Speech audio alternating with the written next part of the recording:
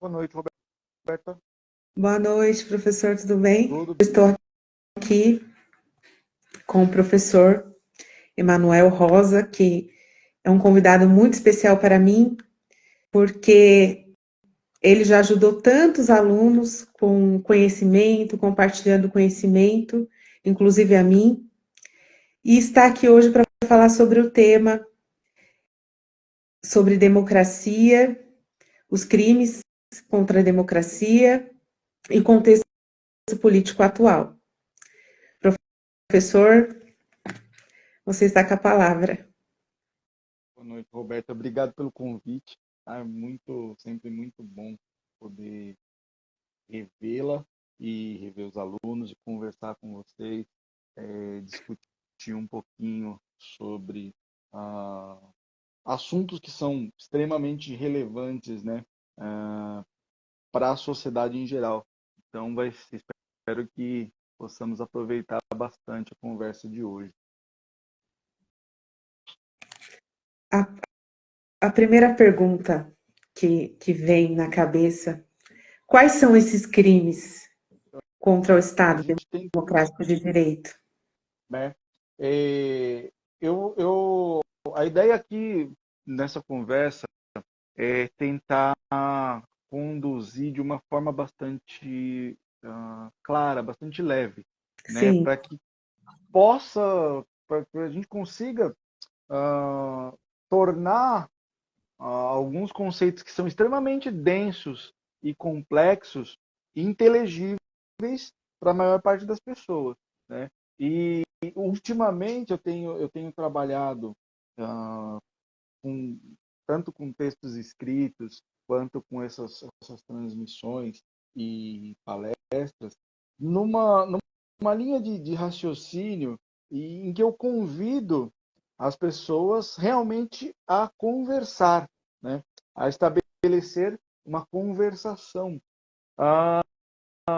E aqui, pensando realmente naquela ideia de comunicação, né? De estabelecer uma linha de comunicação que vem, se a gente for buscar o significado da palavra, da comunhão, né? A comunhão implica estar juntos, né? Estabelecer uma linha de diálogo em que eu esteja principalmente disposto a ouvir o que o outro interlocutor está falando. A ideia não é, não, não estamos aqui numa ideia de convencer ninguém sobre tal ou qual argumento, ou como nós, no contexto em que vivemos atualmente, tal ou qual lado, mesmo porque eu não acredito nisso, né? E nem para defender ou atacar tal ou qual posicionamento ou linha de argumentação. Muito pelo contrário.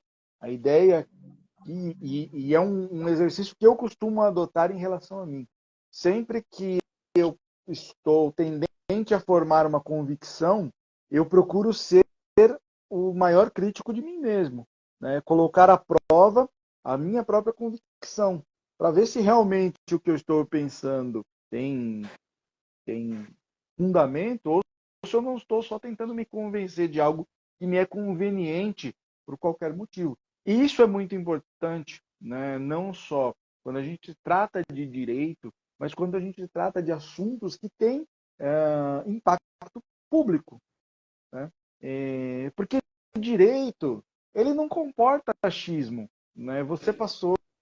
Nós passamos 5 anos conversando sobre direito e tentando entender e compreender, até alcançar um nível de conhecimento técnico em que a gente acredita assim, ó, pelo menos um pouquinho eu sei de determinado assunto, né? Não dá para ser tratado de forma vil, de forma leviana, de forma rasa, como eu tenho visto ser tratado temas que são extremamente complexos, né? Falar de direito já é complexo.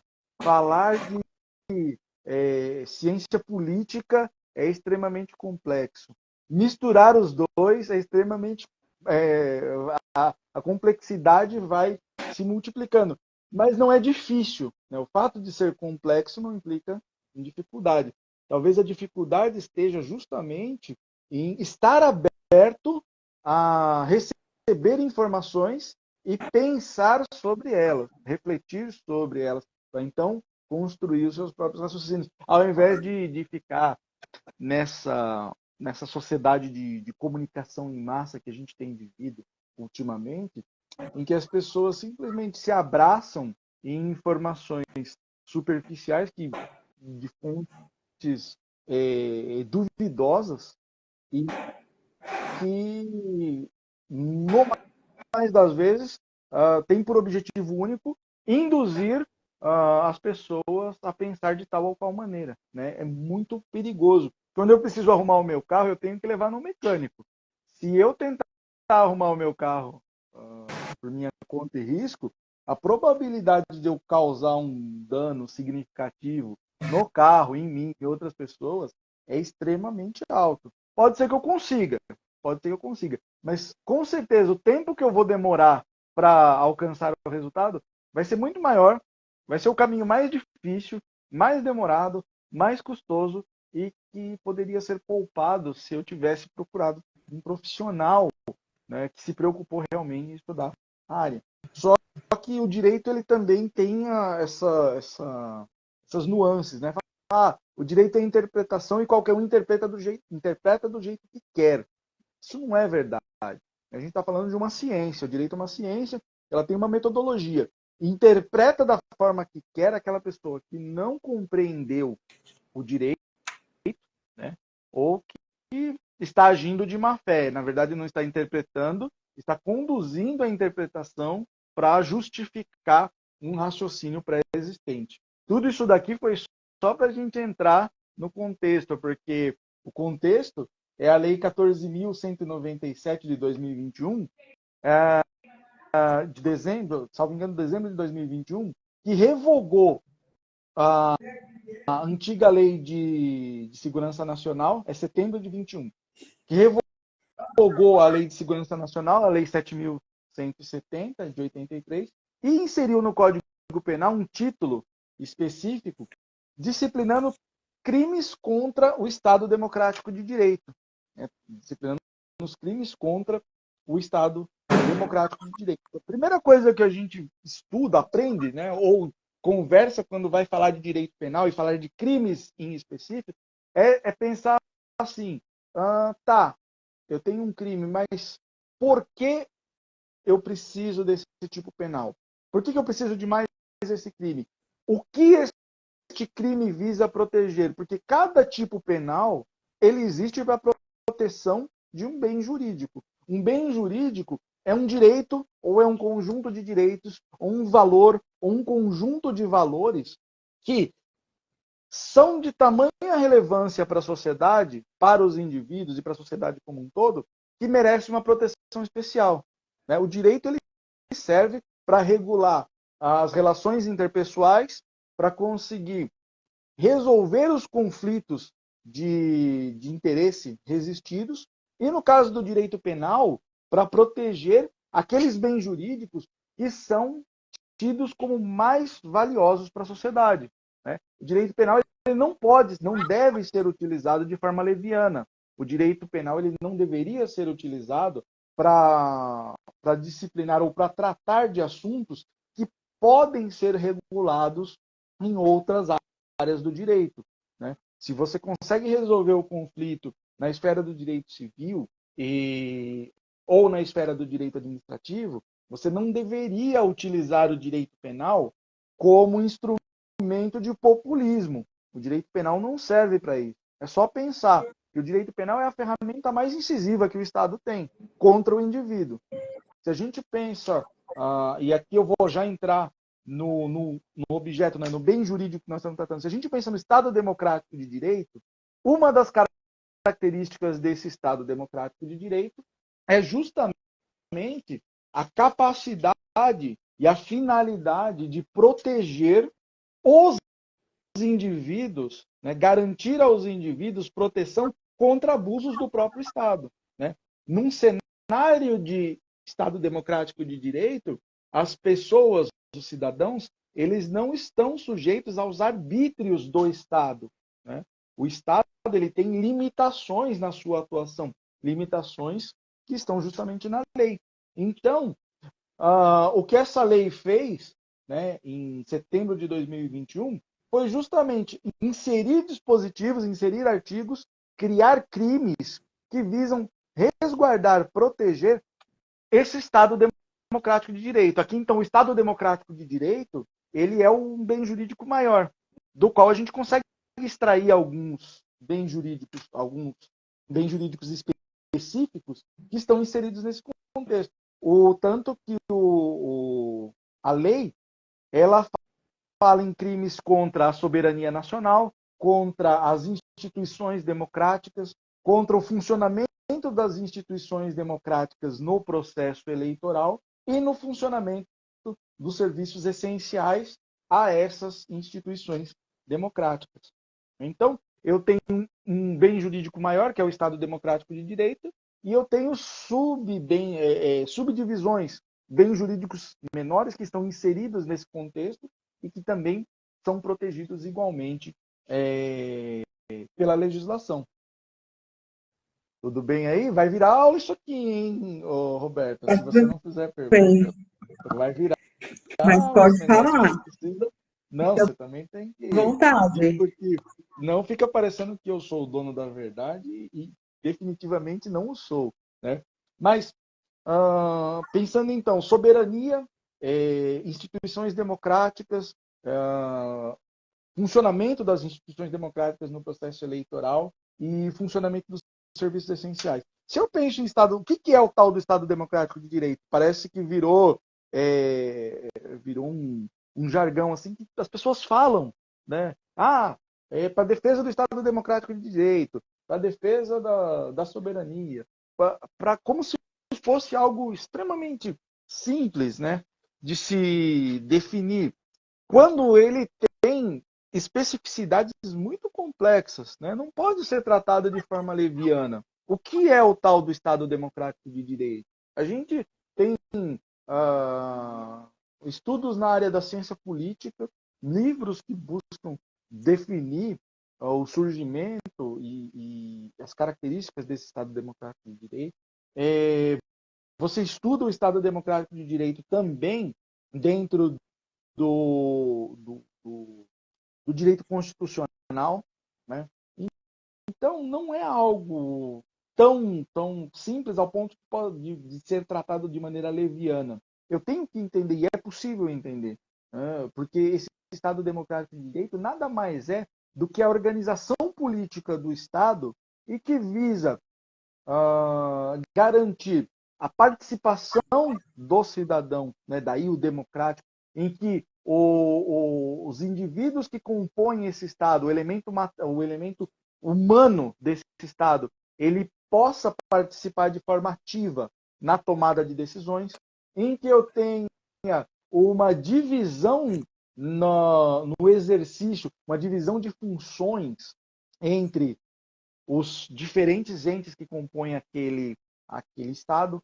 Né? Então, quando a gente fala em tripartição de poderes, né, em divisão de poderes, executivo, legislativo e judiciário, isso é uma característica do Estado Democrático de Direito. A participação das pessoas na tomada de decisões, a divisão das funções justamente para evitar que o poder fique concentrado na mão de uma pessoa, ou de algumas pessoas, ou de algum grupo, ou de alguns grupos, justamente para garantir os direitos individuais. Perceba que existe uma balança, né, que eu tenho que manter um equilíbrio entre dar o poder e manter o poder, fornecer a possibilidade do uso legítimo da força, mas também me resguardar contra abusos nesse uso legítimo da força. E tudo isso envolve o Estado Democrático de Direito. A possibilidade de uma atuação de entidades de informação, da mídia, do jornalismo, para que possa, de maneira independente, né, independente e livre, exercer a transmissão de informações. Isso que a gente está fazendo agora é um exemplo, né? Mas de uma forma responsável, não de uma forma leviana. Tudo isso é a caracterização do Estado democrático de direito. E aqui a gente tem as subdivisões, os outros bens jurídicos que estão envolvidos, né? A soberania, que é justamente essa capacidade, esse poder uno, indivisível, né? Indisponível, de dizer o direito, de dizer o que pode e o que não pode ser feito, né? Só que remetendo à ideia do democrático. Não é um poder absoluto, em que alguém o exerce de forma integral e isolada. Não, é uma manifestação da representatividade dos indivíduos que compõem essa sociedade. Para poder dizer o direito, aplicar o direito, fazer valer esse direito, inclusive com o uso legítimo da força, tá? Sobre um determinado povo e sobre um determinado território. E essa soberania ela é muito interessante porque ela tem uma emanação interna, então ela surge do Estado, surge do povo, e do povo faz surgir o Estado, que faz surgir essa soberania, então ela se emana internamente, mas ela se representa externamente, porque quando se forma um Estado soberano, ele consegue se impor e se refletir no âmbito internacional, perante outras soberanias, que é o que acontece nas relações de direito internacional público. Também temos aqui as instituições democráticas, né, que são as estruturas organizadas e que fazem funcionar esse aparato do Estado democrático de direito. É como esse Estado se manifesta. Essas instituições elas são formais e informais. E aqui eu tenho, como exemplo, os poderes, né, constituídos, o executivo, o poder legislativo, o poder judiciário, cada qual no âmbito das suas atribuições. Os órgãos de controle e fiscalização e todo o aparato o processo eleitoral, né, o processo eleitoral e o funcionamento do processo eleitoral é uma instituição típica de um Estado democrático de direito. A realização regular de eleições em que o povo pode se manifestar a respeito de assuntos que são do seu interesse. Tudo para formar esse contexto do Estado democrático de direito. Aí dentro, né, dessa subdivisão, o funcionamento das instituições democráticas no processo eleitoral, né? Então, quando você ataca de forma leviana, sem argumento, ou melhor, sem uma base concreta, o funcionamento do Estado, o funcionamento das instituições, você está atacando, em última análise, o próprio Estado e a própria estrutura que justamente lhe garante a possibilidade de se manifestar, né? Porque se eu estivesse pensando num Estado autoritário, e aqui nós estamos tratando num plano totalmente hipotético, estudando, né? Eu não estou usando nenhum exemplo concreto, mas se eu pensar numa sociedade, um Estado autoritário, eu não teria possibilidade de manifestação política, não teria possibilidade de dizer. Só que, ao mesmo tempo, quando o Estado democrático me permite essa manifestação, ele exige responsabilidade. Eu não posso fazer isso de uma forma leviana, né, sem responsabilidade nenhuma. Simplesmente falar, despejar um caminhão de besteiras e sem justificativa nenhuma, sem embasamento nenhum, e esperar que isso não tenha reflexos, né? Aqui é quase que tratar de física, nas leis de Newton, lá, da ação e de reação. E também, por último, o funcionamento dos serviços essenciais, né, para garantia desse aparato. Senão, nada funciona. O título que foi inserido pela legislação na proteção do Estado Democrático de Direito é dividido justamente em alguns capítulos, especificamente 4 capítulos. Na verdade, são 7, mas 3 acabaram sendo vetados. Então, de fato, nós temos 4 capítulos que tratam. Um que trata dos crimes contra a soberania nacional, o outro que trata dos crimes contra as instituições democráticas, um terceiro capítulo que vai tratar dos crimes contra o funcionamento das instituições democráticas no processo eleitoral. Então, aqui vou reduzindo, né? E, por último, crimes contra o funcionamento dos serviços essenciais do Estado democrático. Né? Se eu penso na soberania, e eu falei aqui, a soberania ela é uma emanação interna com reflexos externos. Se a gente fizer a leitura dos crimes, ele está pensando justamente naquelas hipóteses em que eu quero atacar este poder uno e indivisível, com a emanação interna e reflexos externos. Como, por exemplo, o que diz lá o artigo 359-I, né, que é o atentado à soberania, que trata de negociar com um grupo ou governo estrangeiro ou com seus agentes, com o fim de provocar atos típicos de guerra contra o país ou de invadi-lo.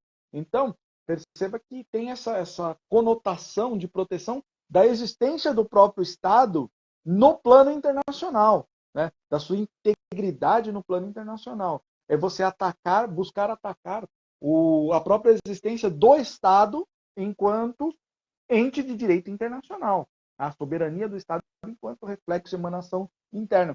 Já o 359J, ele trata do crime, ele tipifica a conduta de secessão, né? Ele fala que praticar violência ou grave ameaça com a finalidade de desmembrar o território nacional. A Constituição já fala, né, que a República Federativa do Brasil ela é formada pela união indissolúvel dos estados e dos municípios. A indissolubilidade, né, a impossibilidade de secessão, a impossibilidade de separação é característica típica do nosso Estado democrático.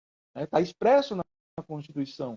Diz, a República é formada pela união indissolúvel dos estados e dos municípios. Então, de uma vez ou outra aparece aquele movimento, né? Eu quero a independência do Rio Grande do Sul. Vamos formar a República da Farroupilha. Do ponto de vista político e jurídico, impossível. Né? Então, não existe um caminho legítimo, um caminho legal para que essa possibilidade ocorra. Né? Mesmo que todos os brasileiros concordassem com essa possibilidade, ela é juridicamente impossível dentro da nossa realidade, dentro da nossa ordem jurídica atual. E ordem jurídica atual é muito legal de entender, porque tem se falado muito, né? Isso não é novidade, isso não é de hoje. É um ataque contra a Constituição, né? A necessidade de um novo texto constitucional. Que essa Constituição isso, essa Constituição aquilo, e enfim. Eu tenho que ter a consciência quando eu digo isso. Quando eu falo eu preciso de uma outra Constituição, eu estou dizendo esse Estado que existe hoje não serve mais. E eu tenho que fazer outro Estado. Eu tenho que criar outro Estado, outra ordem jurídica, e que eu não sei como ela vai vir. Eu tenho as anteriores e eu tenho essa. As anteriores eu sei como elas funcionavam, porque eu tenho um documento que me mostra a sua existência. A atual eu tenho um documento que talvez eu não compreenda, que talvez eu nunca tenha me preocupado em lê-lo, ou se o fiz com um viés ideológico pré-construído e criei a minha interpretação, ou simplesmente não entendi. Não entendi porque me falta capacidade cognitiva, ou me faltou tempo para depurar as ideias, ou porque eu não quis mesmo, né? Má vontade. Ou é o aluno que estuda só para a prova. Né? Ele estuda para responder as perguntas da prova, ele está estudando à vontade, ele está tentando decorar o que está ali para responder do jeito que der, e se Deus ajudar, acertar e conseguir tirar a nota. Não é esse o raciocínio que a gente precisa. Quando a gente fala numa nova Constituição, a gente está falando num rompimento, né, com toda a ordem jurídica, com tudo que eu sou, com tudo que eu, com a própria existência, sem saber o que virá, porque eu não tenho um texto pronto, não é simplesmente trocar, não é uma emenda à Constituição em que eu tenho uma alteração, em que existe um núcleo de regras estabelecidas e que não podem ser mudadas. Quando a gente fala num poder constituinte originário, eu estou falando numa carta em branco, um cheque em branco que pode ser preenchido da forma como bem entender. O que é bastante perigoso. E aqui o que o artigo 359J fez foi criminalizar qualquer conduta, né, praticar violência ou grave ameaça que tenha por finalidade desmembrar o território nacional. E o 359K, que é o crime de espionagem. Né? Perceba que eu sempre tenho uma relação ou com um Estado estrangeiro, um grupo estrangeiro que já existe, ou, no caso da secessão, com a ideia de criar um outro ente estrangeiro, uma outra soberania, e na espionagem também, que trata justamente de entregar para governo estrangeiro ou para grupo estrangeiro, ou para organização criminosa estrangeira, documentos, informações que possam colocar em risco a existência, a preservação da ordem constitucional e do Estado soberano. E eu tenho até uma excludente bastante interessante aqui, que é do parágrafo 4º, que fala, não vai constituir esse crime a comunicação, a entrega ou a publicação de informações ou documentos com o fim de expor a prática de crimes ou a violação de direitos humanos. Então, é um compromisso do Estado brasileiro, né, da nossa ordem constitucional, do Estado democrático brasileiro, para com a comunidade internacional, com outros estados, de que nós não vamos utilizar a nossa legislação, não vamos utilizar a nossa Constituição, não vamos utilizar o nosso Código Penal, o nosso aparato estatal, como salvaguarda para a prática de crimes, para a prática de violação de direitos humanos. Então, é um compromisso do Estado brasileiro, do Estado Democrático de Direito brasileiro, perante outros estados, de que a prática de condutas que constituam crime ou violações a direitos humanos, mesmo que praticados pelo próprio Estado ou por agentes do nosso Estado, serão objeto de comunicação, serão objeto de apuração. Então, é um compromisso de lealdade perante outras soberanias. Mas o que é legal aqui, e é o objeto do nosso estudo hoje, é o capítulo 2, na verdade, que é o que vem causando celeuma ultimamente, né? Porque nós fomos bombardeados aí com uma série de notícias sobre condutas praticadas no contexto político recente.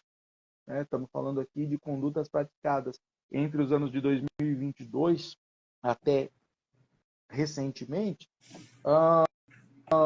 e que expõe a lesão ou perigo de lesão às instituições democráticas. Né? Quando eu falei em instituições, enquanto bem jurídico, as instituições democráticas enquanto direito ou valor a ser protegido pelo direito penal, nós estamos pensando naquelas estruturas organizadas que compõem o Estado democrático de direito e que servem para justamente fazer o Estado democrático de direito funcionar. Né? É a separação de poderes, né? São as estruturas do poder legislativo, as competências do poder legislativo, a estrutura do poder judiciário, as competências do poder judiciário, a estrutura do poder executivo e as competências do poder executivo, as atribuições do poder executivo, o processo eleitoral como um todo, né? O funcionamento e as garantias destas instituições, a estrutura que permite a fiscalização e o controle interno e externo dessas instituições. E a própria atuação da mídia, né, livre e independente, para trazer ao conhecimento do povo os fatos que estão acontecendo, de forma livre e independente. Então, a gente tem ali os crimes do artigo 359L e 359M do Código Penal, né, que fala falam na abolição violenta do Estado Democrático de Direito e do golpe de Estado. Aqui a gente começa a ingressar naquela... Eu preciso estabelecer uma conversa aqui, tanto com a pessoa que é estudante de direito, que é profissional de direito, para ver se ele lembra alguma coisa de quando ele se formou, quando ele estudou, e da pessoa que não é do ramo do direito, mas ela não pode dizer assim, eu não me preocupo, eu não gosto de direito, eu não gosto de política. Porque se você gosta ou se você não gosta, o Estado não está nem aí. Isso vai atingir você de forma direta ou de forma indireta. E você vai sofrer consequências disso. Ou você vai, pior ainda, participar deste processo sem ter sequer consciência disso. Você vai fazer escolhas e vai realizar condutas sem ter consciência. Então você vai estar agindo como um robô, como um autômato, como um fantoche, às vezes para atender interesses que não são os seus ou que você não tem plena consciência. Por isso que é sempre bom a gente pensar, conversar, refletir, perguntar, né? Estabelecer linhas de diálogo para ver se aquilo que eu estou enxergando é aquilo mesmo, para ver se o que eu estou pensando é realmente aquilo, porque às vezes eu tenho uma ideia fantástica, parece sensacional, e na verdade é uma péssima ideia, uma péssima escolha, que eu só consigo perceber quando eu me abstraio, quando eu realizo realmente esse exercício de abstração.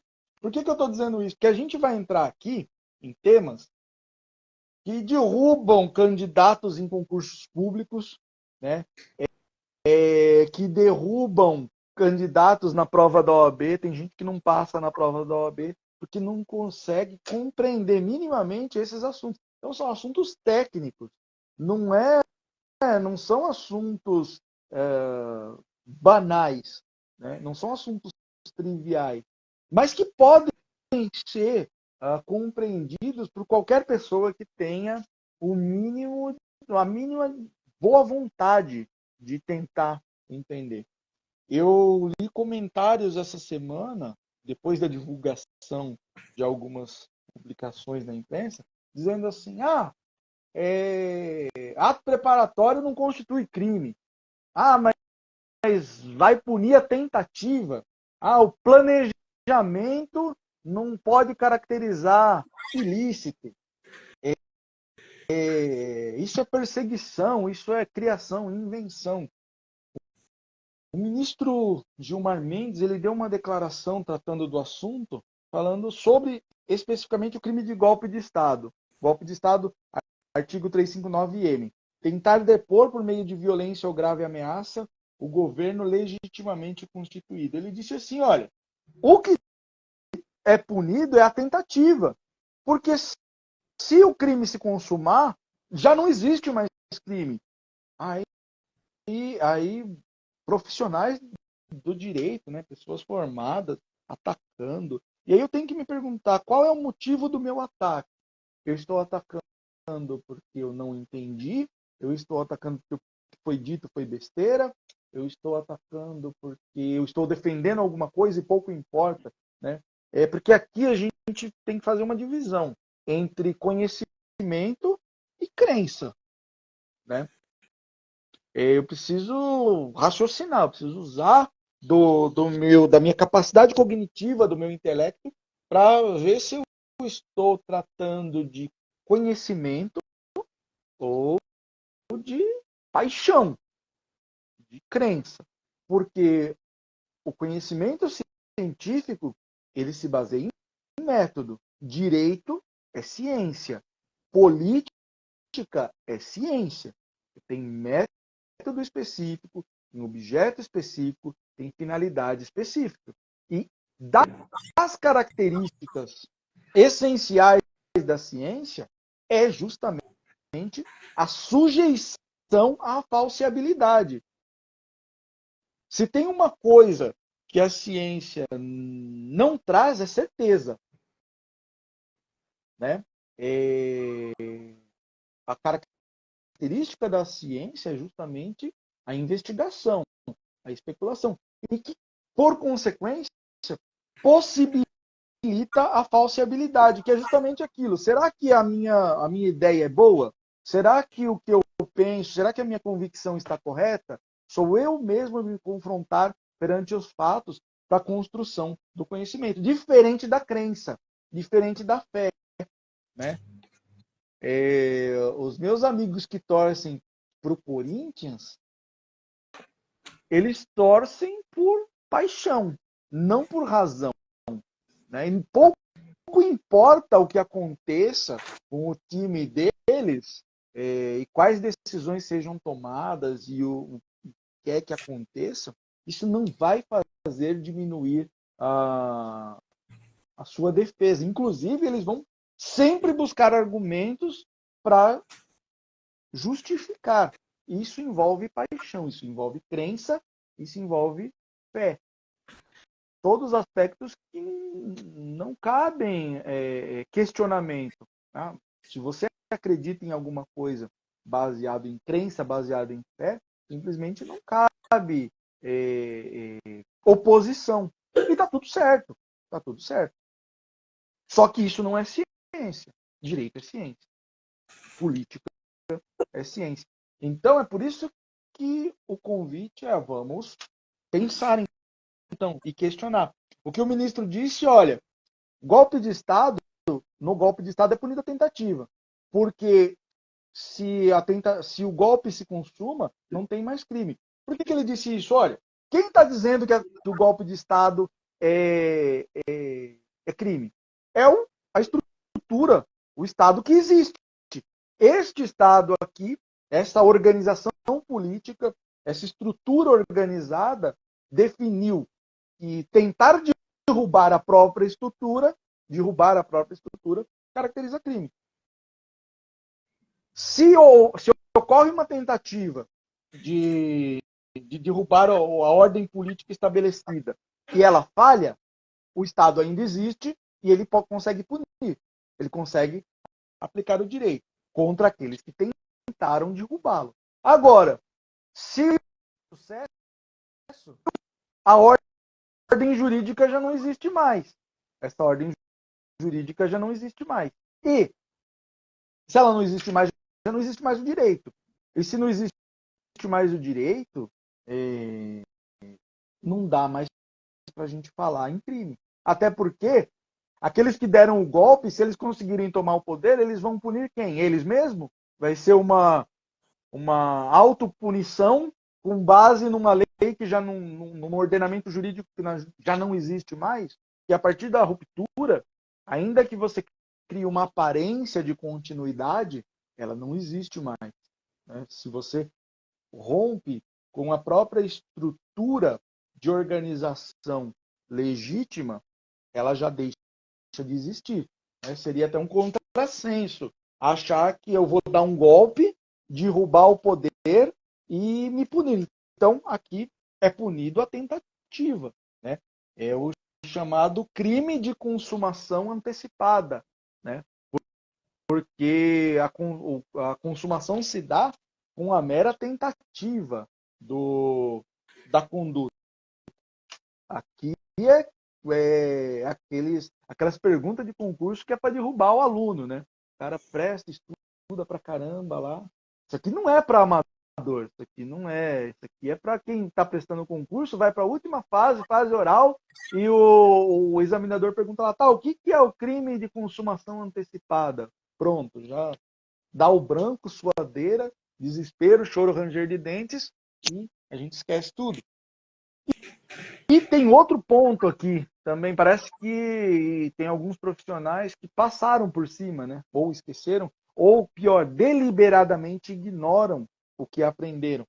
A história do iter criminis, o caminho do crime, né? Aquela divisão que a gente faz para saber as fases em que o delito ocorre. Eu tenho lá cogitação, atos preparatórios, e atos executórios, execução e consumação. Por que eu estou falando? Se vocês pegarem as matérias que tratam sobre o que está acontecendo atualmente no contexto político atual, né, indiciamento do ex-presidente, de uma série de outras pessoas a ele ligadas, justamente por este crime aqui. Vocês lerem os comentários, convido a ler os comentários, mas não os comentários inflamados, apaixonados. Aqueles comentários que tentam ser técnicos. Eles vão dizer assim, mas não se punem atos preparatórios. Atos preparatórios não são puníveis.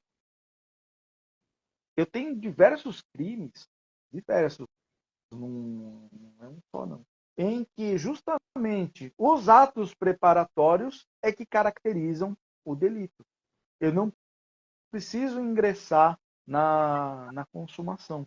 Aliás, eu não preciso ingressar na execução para falar em crime. Não, os atos preparatórios. São aqueles chamados crimes de atentado, né? Em que a preparação, as condutas preparatórias já caracterizam por si só o delito consumado. Eu tenho isso, eu não estou inventando. Inclusive, não fui eu que inventei. Isso existe de forma clássica no nosso direito penal. Tá? Então, se alguém enviar ato preparatório, não caracteriza crime. Pensar em matar alguém não caracteriza crime. Planejar matar alguém não caracteriza crime. Se eu tiver um plano aqui para matar o presidente da República, um plano desenhado aqui com tudo, isso não caracterizaria crime. Realmente, se o meu objetivo for o homicídio, e aqui a gente entra na discussão sobre dolo, se o meu objetivo for, se o meu dolo for tirar a vida de alguém, o planejamento, né, não vai caracterizar crime. O planejamento por si só não vai caracterizar crime. Agora, se o meu objetivo é depor o governo legitimamente constituído ou abolir o Estado Democrático de Direito, que é o que o tipo penal está dizendo, né? O meu dolo é atingir o Estado, é atingir a estrutura legitimamente constituída. Se você gosta ou não dela, aí é outro problema. Ela possui legitimidade. E o que dá legitimidade? A minha vontade? O que eu penso? Não. A observância da legalidade, que é característica do Estado Democrático de Direito. Eu tenho leis que normalmente não me deixam felizes, né? Leis tributárias, especialmente, não me deixam felizes, né? Por isso que eu não gosto de direito tributário e de quem estuda direito tributário, mas ainda assim elas não deixam de ser leis, elas não deixam de ser exigíveis, e eu não deixo de me sujeitar a elas por conta disso. Né? É muito triste quando, na existência de mecanismos legítimos, legalmente constituídos, eu deixo de observar a lei para tentar me valer da força. Né?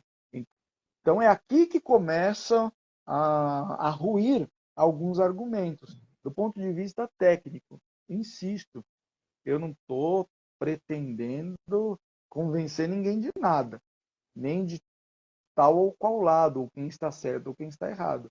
Eu estou só tentando fornecer alguns elementos para que cada um possa, de forma sincera. Eu acho que o que pega aqui é realmente a questão de sinceridade. É eu pegar uma informação e tentar entendê-la. E aí confrontar com aquilo que eu penso, com aquilo que eu acredito, e verificar se o que eu penso e o que eu acredito realmente tem fundamento. Porque eu sempre estou ganhando. Se eu concluir que aquele argumento que me é apresentado, aquelas informações que me são apresentadas, estão corretas, ganhei porque eu estava errado, mudei a minha convicção e agora estou seguindo pelo caminho correto. Ou, não, aqueles argumentos são falsos, não estão corretos, e eu ganhei força para sustentar a minha convicção. Então, pensar é um exercício em que você sempre está ganhando, né? Você está sempre adquirindo e acrescentando ao seu acervo de informações e de conhecimento. Então, por isso que estudar nunca é exercício perdido. Por isso que eu insisto aqui, quando a gente está tratando desses crimes, não só a tentativa caracteriza a própria consumação, mas os atos preparatórios também caracterizam a consumação. E aqui a gente tem uma discussão ferrenha, né? Quando que é ato preparatório e quando que é ato executório.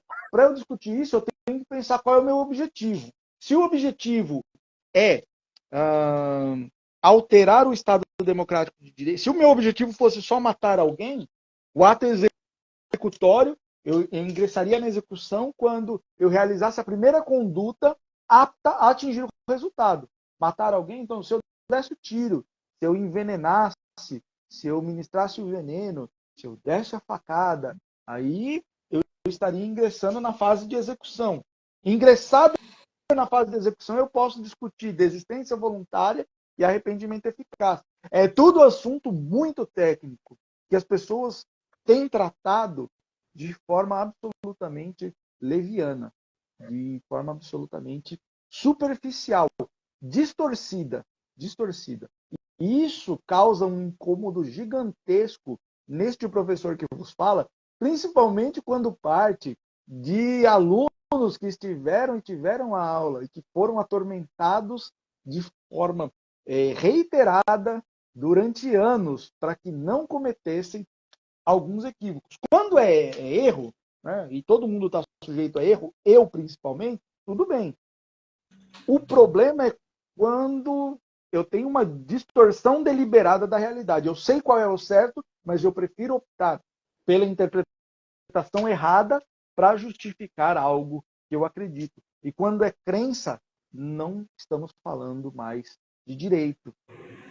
Quando é crença, qualquer coisa vale. O que você quiser será argumento válido. Você vai utilizar o que você quiser para justificar o argumento. Então,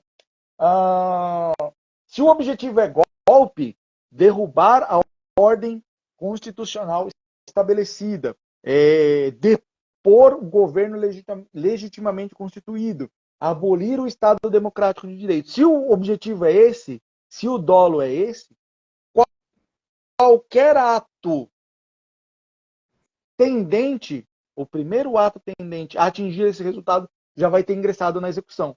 Você pode até falar em desistência voluntária, que afastaria, num caso comum, a tentativa, aliás, a consumação, mas não afastaria o crime. Você teria o crime. Tentar, então eu não tenho mais aquela causa de diminuição da pena do artigo 14, parágrafo único.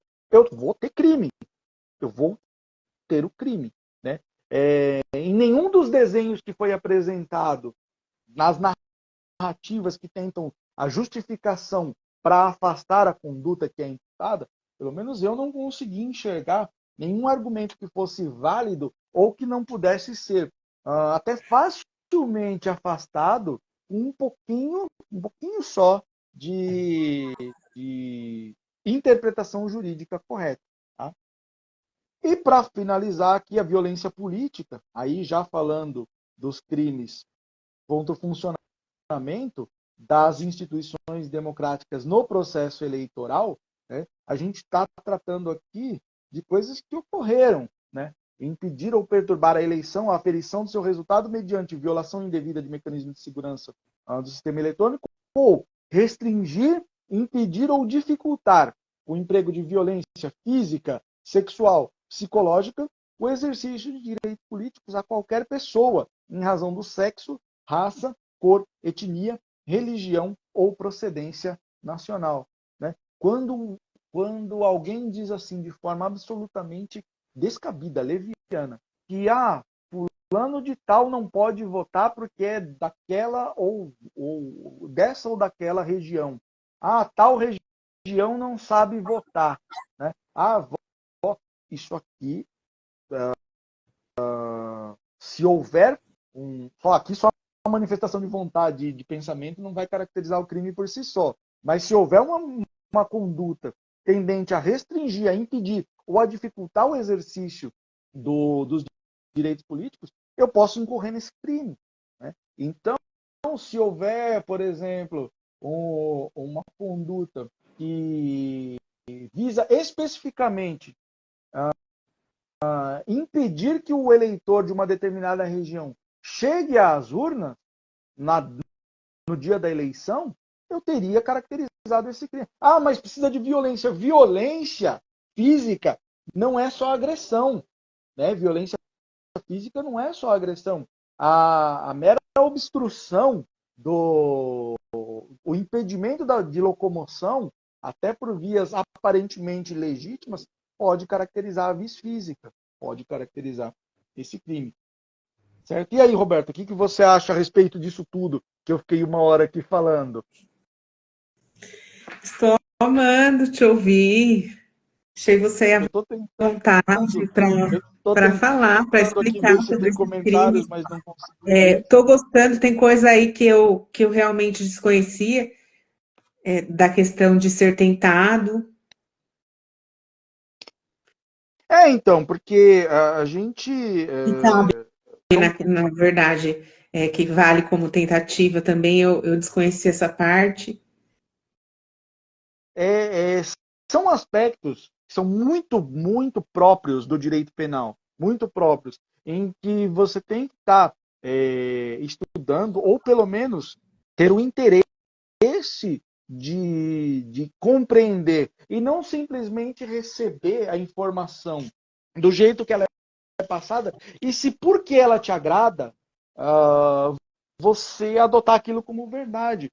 Porque é muito perigoso isso, né? Normalmente, teorias conspiratórias, né? Normalmente, mentiras.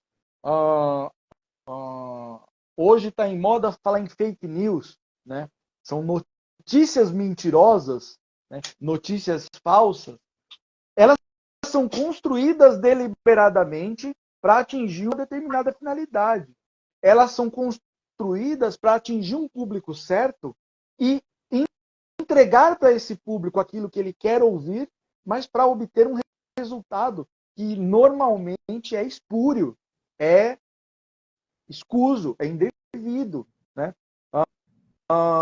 Essas teorias conspiratórias normalmente são construídas utilizando-se de pequenas verdades para construir uma grande mentira. Quando vem alguém e fala assim, quando vem um advogado em público e diz, olha, atos preparatórios não constituem crime. Isso é verdade. Isso é verdade.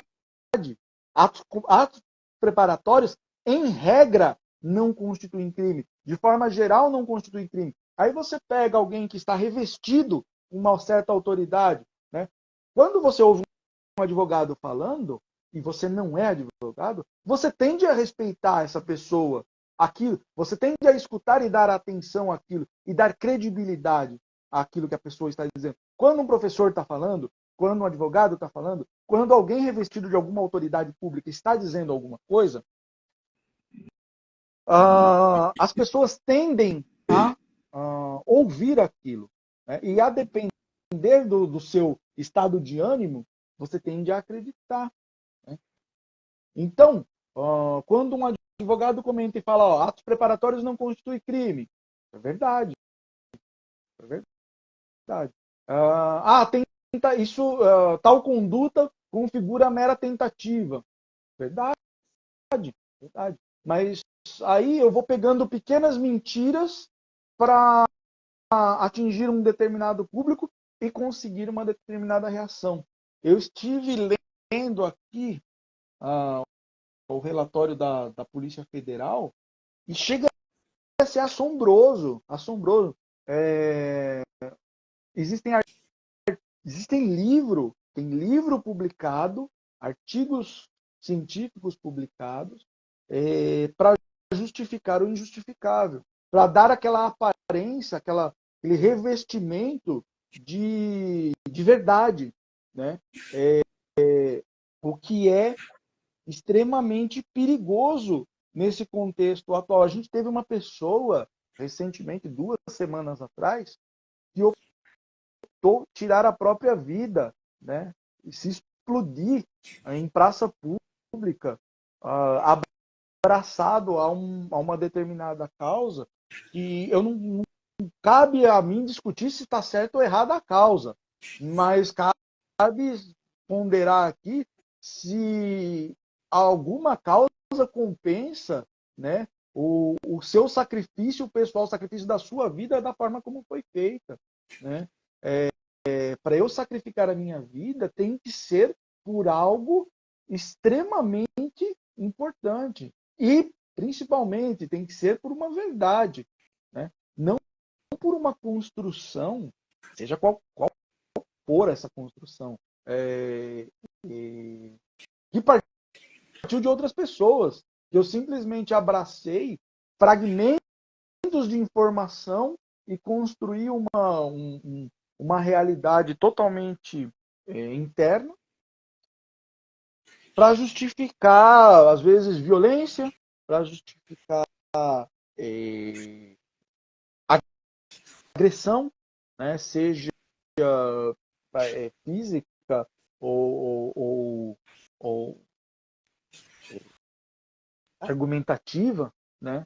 É aquilo que a gente passa anos tentando compreender nos bancos de faculdade, né, enquanto estudante, eternos estudantes de direito, né, que quando o argumento da força suplanta a força do argumento, você já não precisa mais de direito. O direito só faz sentido em uma sociedade que quer efetivamente pôr fim ao conflito, pôr fins a conflitos.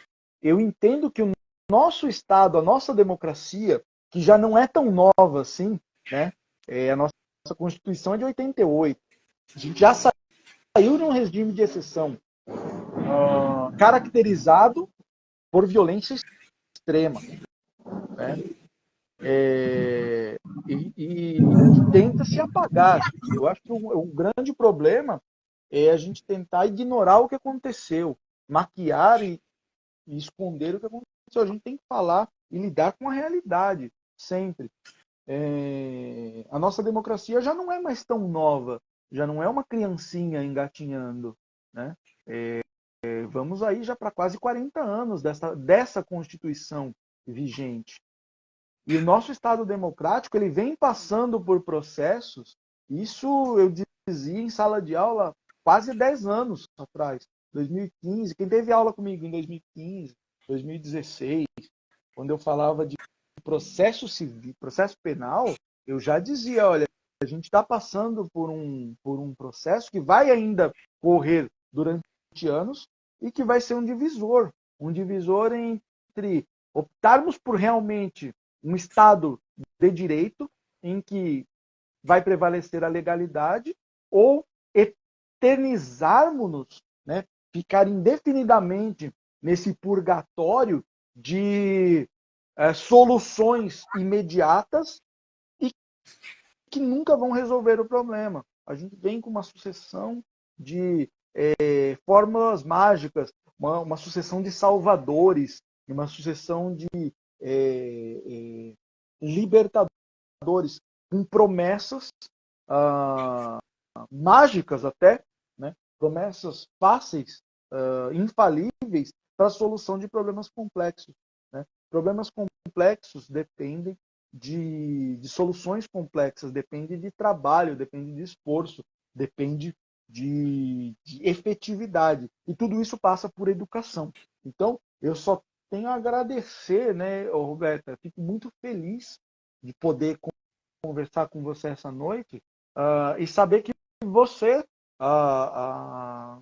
criou e fomenta esse canal de comunicação para que a educação possa, né, alcançar quem queira, né, e multiplicar esses caminhos. Então é só agradecer. Com isso eu encerro a minha explicação. tiver alguma dúvida em relação do que foi dito, ou alguma ponderação também, eu vou ficar feliz de ouvir. Eu que agradeço por você estar aqui compartilhando conhecimento conosco e, pelo que eu entendi, o fake news também é considerado um crime contra a democracia, porque, no meu entendimento, através de tudo que você falou, uma parte agora que eu peguei da questão do fake news, ele desestabiliza todo o país. E você, no caso, a pessoa que, no caso, propaga coisas que às vezes ela nem sabe de onde veio, de onde surgiu, vai disseminando e causa grande repercussão, como no caso, esse caso que você citou aí, que tem pessoas que é levada até mesmo ao suicídio. Exato. É extremamente sensível porque o que acaba acontecendo é que as pessoas, a sociedade, passa a ser utilizada como massa de manobra. A única forma de você se blindar disso é desenvolvendo consciência, é desenvolvendo a capacidade de questionar. Porque muitas pessoas ingressam nessa de uma forma até inocente, né? Acreditam naquele fragmento de verdade que é apresentado e por algum motivo se simpatizam com Tem um comentário aqui da Lourdes. aquele tipo de informação. Deixa eu ver aqui se eu consigo. Lourdes. Por isso é importante o conhecimento. Uma fala do professor que me agradou muito quando ele fala do equilíbrio e ponderação. Se retrata a verdadeira democracia. Sim, é o que eu estava dizendo agora, né? Muitas pessoas ingressam em labirintos de obscuridade, né? Obscurantismo mesmo, de forma inocente, porque acredita em tal ou qual aspecto e pega um fragmento de verdade e passa a disseminar aquilo sem pensar na repercussão que aquilo vai ter, sem pensar nas consequências. Talvez o nosso país e a nossa sociedade padeça justamente desses dois aspectos. Primeiro, a falha de consciência, de eu receber informação e primeira coisa é questionar. Da onde veio essa informação? Quem disse essa informação? Por que essa pessoa está dizendo isso? Né? Primeiro ponto. Segundo ponto é a ausência de responsabilidade, que isso se tornou um negócio absurdo com a proliferação das redes sociais. A pessoa acha que porque ela está na segurança do seu lar, no anonimato do seu lar, ao mesmo tempo que ela consegue fazer parte de alguma coisa muito grande, ela não quer ter responsabilidade nenhuma por isso. Né? Eu tenho certeza. Vão vir comentários a respeito do que eu estou falando aqui, extremamente agressivos, né? Fundados, e eu tenho uma capacidade gigantesca de desagradar todo mundo, né? Porque quando você diz algo do ponto de vista técnico, você vai atingir todos os lados, todas as pessoas, não importa o lado que ela tiver. Se ela estiver se revestindo de crença, né, de viés ideológico pré-constituído, ela vai se incomodar. Mas é bolsonarista, mas é petista, é de esquerda, é de direita. Não, eu estou para causar pânico e destruição em todos os lados, para fazer a pessoa confrontar, refletir a respeito do que ela pensa, né? Colocar em dúvida as suas próprias convicções, porque a partir daí sim que você vai construir um conhecimento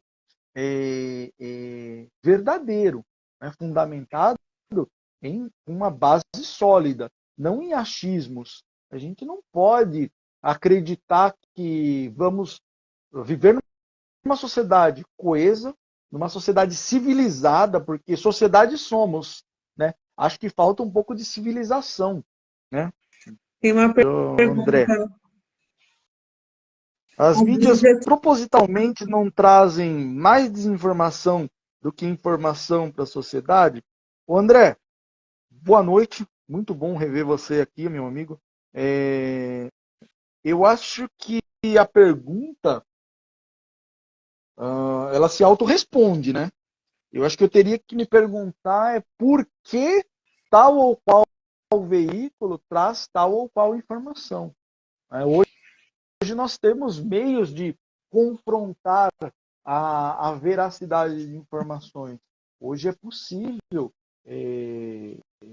questionar.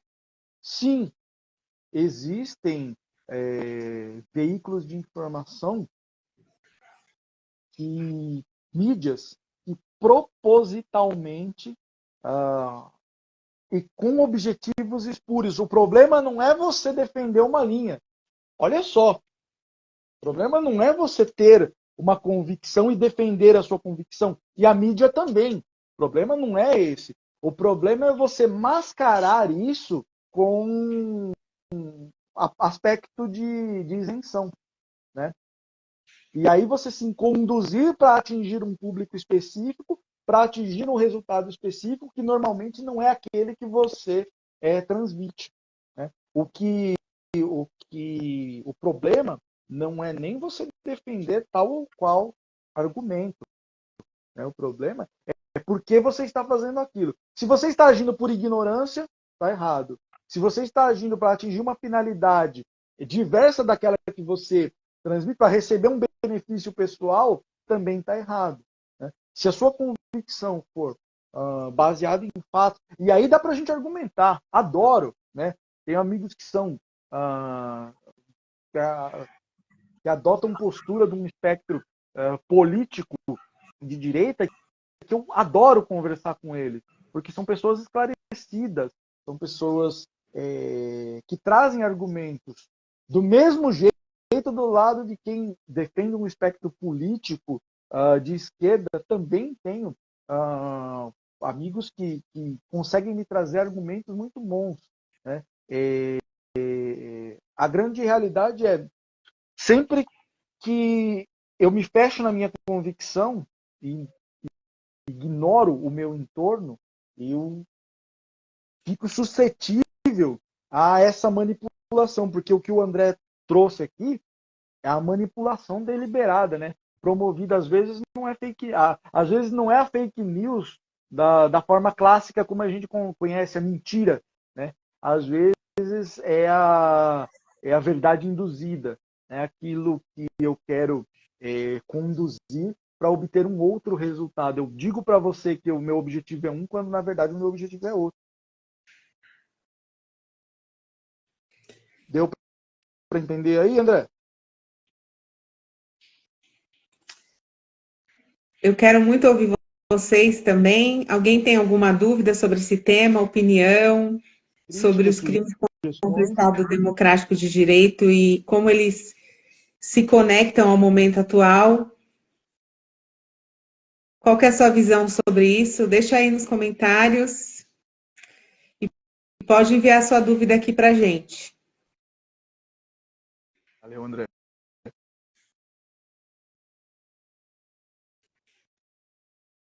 Essa questão da responsabilidade é importante.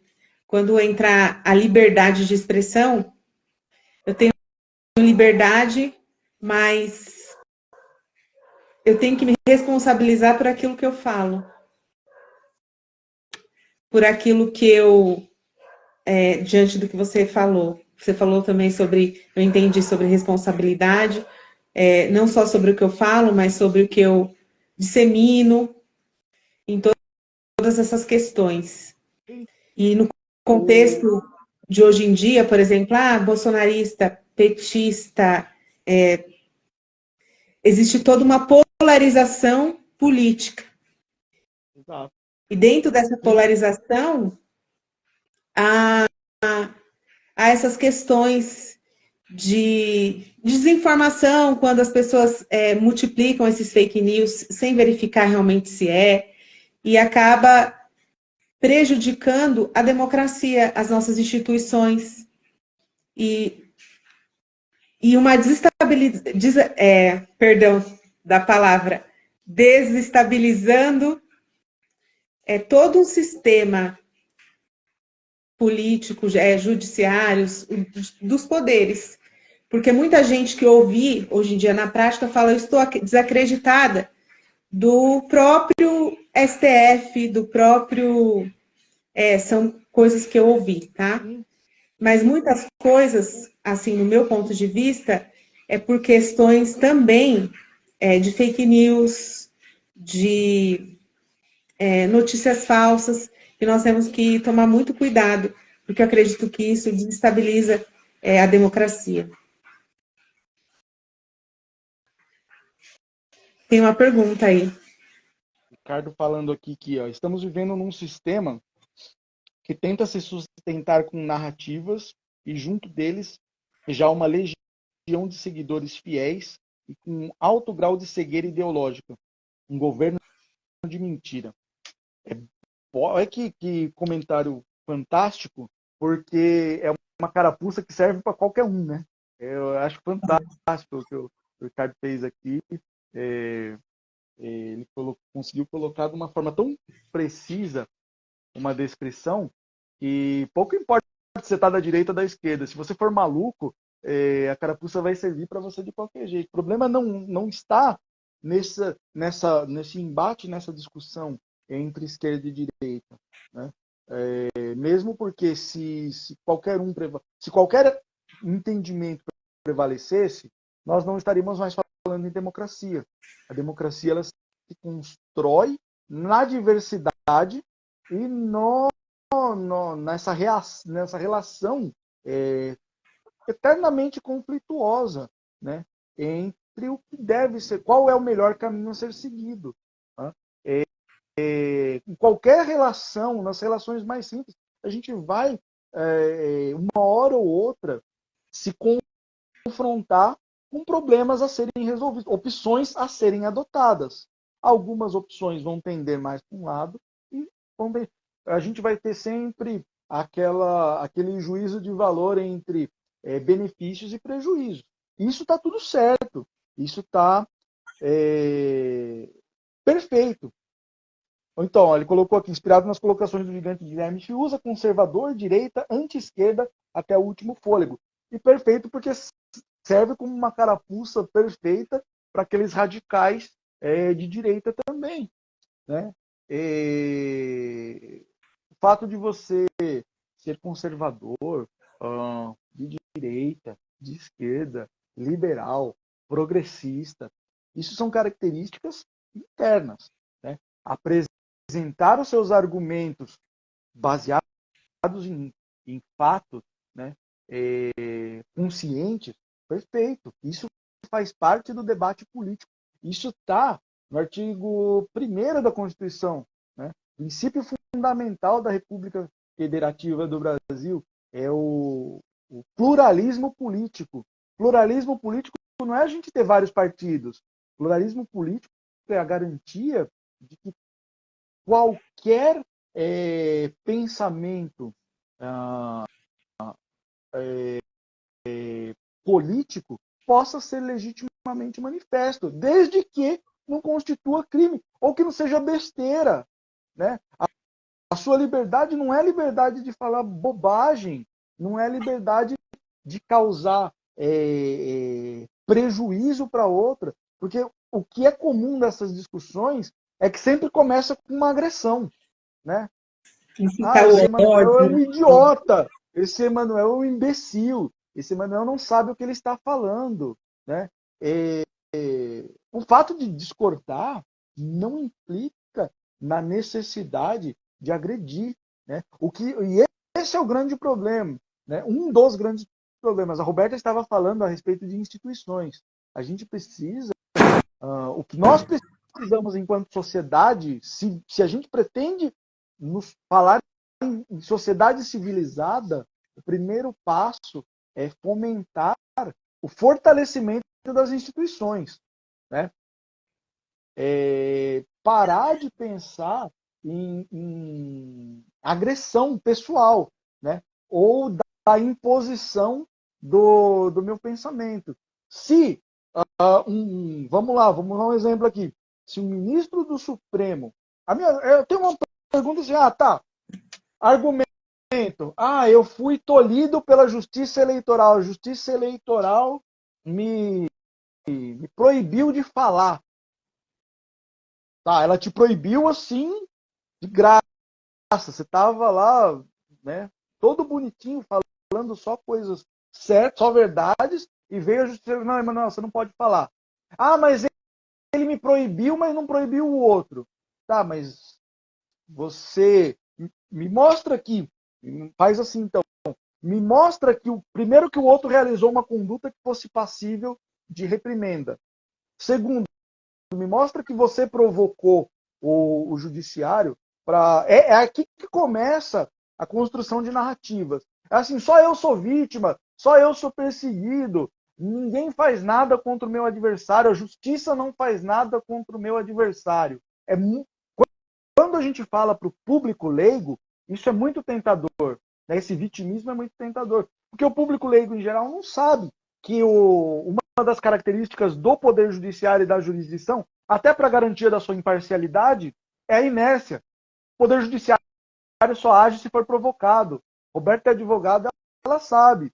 Se ela tiver um direito dela lesionado, ou se um cliente dela chegar contando uma ofensa a um direito, e a Roberta fala, nossa, isso é realmente, né? Tem uma ofensa de direito. E parar aí a história, o juiz não vai vir socorrer ninguém, porque não é o papel dele, porque precisa ser provocado. Não só ser levado ao conhecimento, mas ser pedido providência. Né? Fica muito fácil construir uma narrativa, olha, eu sou um perseguido político, porque tudo que eu falo, o judiciário vem e me tolhe, né? Bloqueia minhas redes, me prende, me fala que vai me botar na cadeia, me obriga. Tá, mas primeiro, o que você fala? Qual é o seu discurso? Aqui, vamos pensar do ponto de vista crítico. Se for para enganar os outros, eu vou continuar mentindo. Né? Então, vamos analisar. O discurso que é apresentado, ele é coerente? Ele tem razão de ser? Mas fulano de tal é ex-presidiário. Tá bom, é ex-presidiário. Cumpriu a pena? Se cumpriu a pena, acabou. O débito está pago com a sociedade. Mas ele foi descondenado. Descondenado não existe. Descondenado não existe. Né? O processo foi anulado. O processo foi anulado porque o juiz, né, o Estado juiz, falhou. Todas essas, justamente, essas estruturas que deveriam funcionar, essas instituições que deveriam funcionar e observar a lei, falharam. Né? E ninguém vai atrás do juiz para pessoal, se nós estamos enfrentando essa realidade, e isso aqui a gente precisa passar por isso. Talvez a gente, eu digo, nosso Estado, a nossa sociedade, se nós pretendemos atingir um grau de maturidade social, maturidade política, né, infelizmente nós vamos ter que passar por isso. O problema é se nós vamos conseguir passar por esse filtro. Talvez a gente não consiga assistir os resultados disso, o que é muito triste. Mas o que nós vamos deixar, né, para as gerações futuras? O que vão contar da gente quando daqui 100, 200 anos alguém estiver lendo o livro de história, se é que alguém vai estar lendo o livro de história, né? Então, são coisas a serem questionadas. Certo, Ricardo? Não sei se eu consegui responder aí o raciocínio.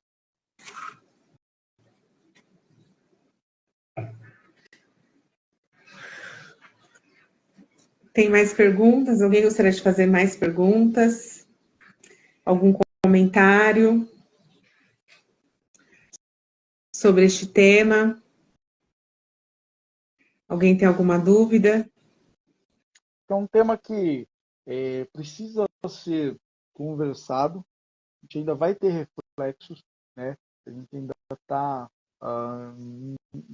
no meio do problema, né?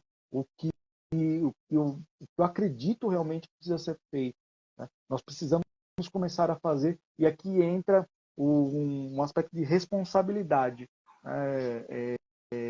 O, o Ricardo colocou aqui conservador, né? Às vezes eu me coloco como extremamente conservador, ultraconservador, ao mesmo tempo em que me vejo defendendo pautas que são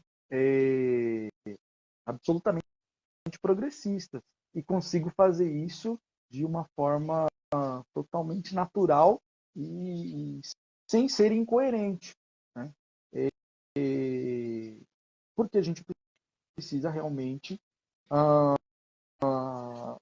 desenvolver esse exercício. Por que eu falei do conservadorismo? Né? Porque aqui não é todo mundo que gosta da Bíblia, né? Mas lá a gente tem muitas coisas que explicam de forma muito precisa e sem ser relacionado com aspectos espirituais ou religiosos, né? Tem algum trecho lá que diz: ó, a quem muito foi dado, muito será cobrado. Lógico que o contexto lá é outro, mas dá para a gente aproveitar aqui. Se eu tenho, ou se eu conseguir, e me foi dado a oportunidade de adquirir conhecimento, e eu fui muito feliz no decorrer da minha vida com as pessoas com quem eu lidei, as pessoas com quem eu trabalhei, e que me propiciaram, né, para além do curso de Direito, adquirir conhecimento, desenvolver conhecimento, construir conhecimento. Então, eu agradeço aos meus alunos, aos meus colegas que lecionaram comigo. Se eu tiver essa oportunidade, eu tenho o dever de transmitir. E é o que eu passo para todo meu aluno. Se você teve essa oportunidade, se você ficou tão feliz e se eu conseguir acrescentar alguma coisa na sua vida, a única coisa que eu peço é que você replique e transmita a outras pessoas. Porque o que a gente precisa realmente é começar a limpar pessoalmente, individualmente, tirar esses ranços de paixões, sabe?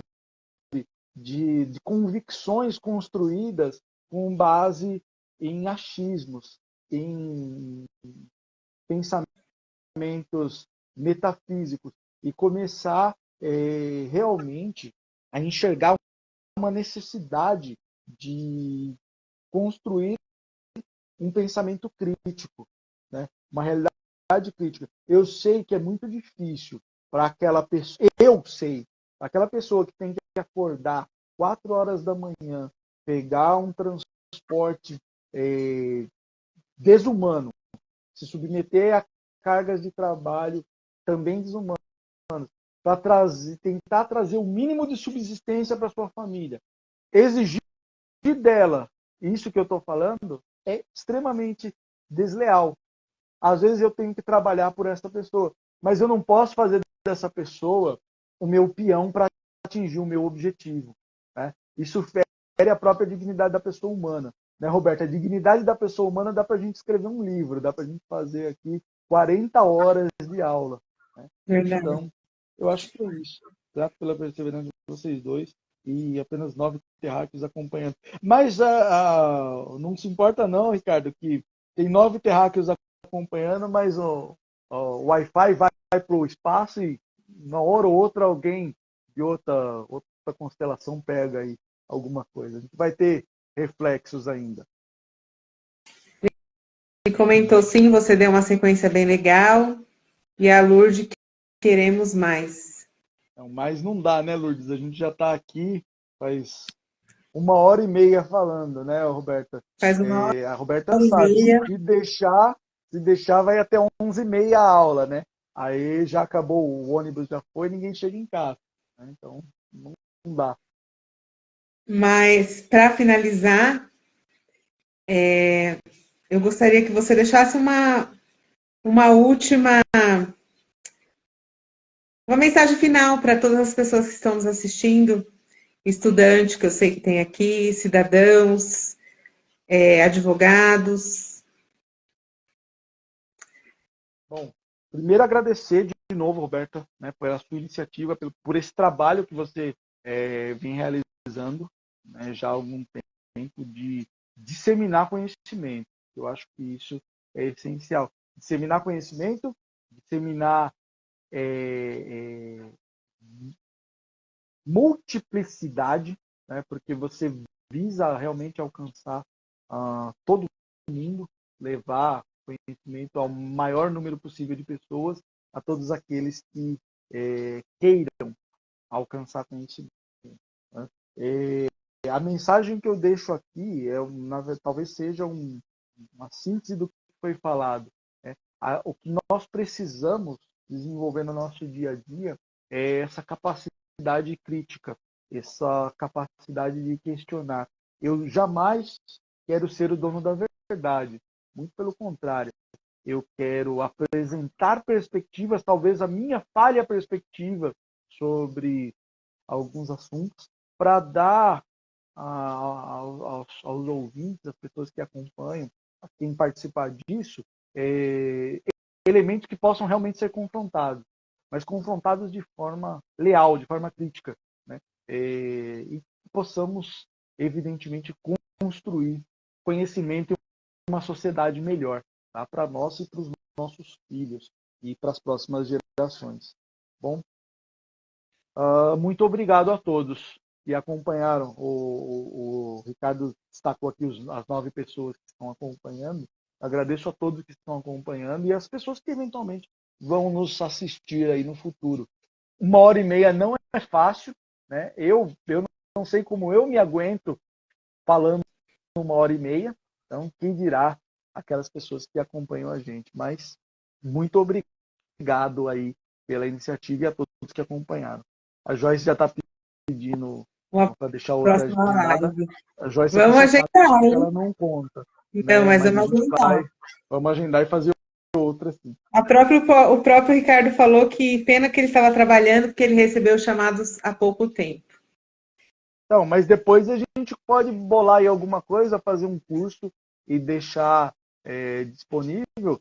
Quem quiser também tem lá o meu canal no YouTube de Escola de Política e o Errando Direito, tem algumas coisas, não estão atualizados, mas tem algum material lá. E que em breve a gente vai ter novidades aí. Compartilhe, por favor, conosco esse Tem canal do YouTube. procurar, YouTube que eu ainda não sigo, eu YouTube. quero seguir. Muita coisa. Tem que procurar no YouTube a Escola de Política. Coloca lá Emanuel Rosa Escola de Política que vai aparecer. E depois no Instagram também tem os links lá, se quiserem compartilhar. De repente a gente bola um curso aí, né, Roberta? Para levar para esse povo. Exatamente. Eu topo. É isso. Acho que é isso. Eu quero agradecer a presença do professor Emanuel mais uma vez, por se dispor nessa quinta-feira à noite, por estar aqui compartilhando conhecimento conosco sobre os crimes contra o Estado Democrático de Direito e o contexto político atual. Eu tenho certeza que quem saiu dessa live está entendendo melhor sobre este assunto. Já adiciono o professor Emanuel no YouTube, no Instagram, e acompanhe ele também, porque ele só tem coisas boas para nos ensinar. Tchau, tchau. Tchau.